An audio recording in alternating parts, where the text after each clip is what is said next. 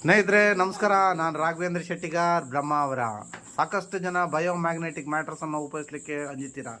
So sugar ಇದರಲ್ಲಿ ಕಡಿಮೆ ಆಗ್ತದ ಅಂತ. ಸೊ ಇಲ್ಲಿ ಒಂದು ನಾವು ಕೋಟೇಶ್ವರ ಭಾಗದಲ್ಲಿದ್ದೇವೆ.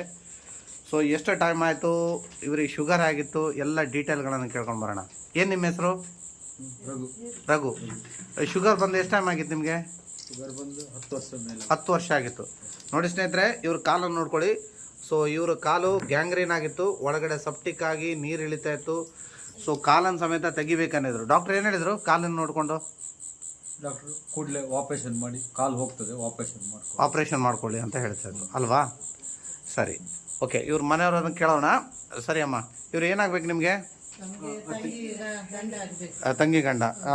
ಹೇಗಿತ್ತಮ್ಮ ಇವ್ರಿಗೆ ಮ್ಯಾಟ್ರಸ್ ಕೊಡ್ಬೇಕಿದ್ರ ಮುಂಚೆ ಏನಾಗಿತ್ತು, ಈಗ ಏನಾಗ್ತದೆ? ಮ್ಯಾಟ್ರಸ್ ಕೊಡುವ ಮುಂಚೆ ಅವ್ರ ಕಾಲ ದಪ್ಪಾಗಿ ಕೀವಾಗಿ ಇದಾಗಿತ್ತು. ಈಗ ಕಡಿಮೆ ಆಗಿತ್ತು, ಎಷ್ಟೋ ಕಡಿಮೆ ವಾಸಿ ಆಗಿತ್ತು. ಹಾ, ಮೊದಲು ನಡಿಲಿಕ್ಕೆಲ್ಲ ಹೇಗಾಗ್ತಿತ್ತು?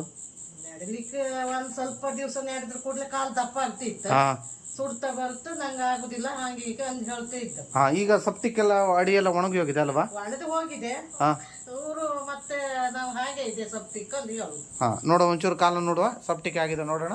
ಕೆಳಗಡೆ ಅಡಿಪಾದ ಎತ್ತಿ ನೋಡೋಣ. ನೋಡಿ ಸ್ನೇಹಿತರೆ, ಇದು ನೋಡಿ ಯಾವ್ದು ರೀತಿಯಲ್ಲಿ ಗುಣಮುಖ ಆಗಿದೆ ನೋಡಿ. ಸೊ ಸಪ್ಟಿಕ್ ಕ್ಯೂರ್ ಆಗ್ತಾ ಬಂದಿದೆ ಅಲ್ವಾ?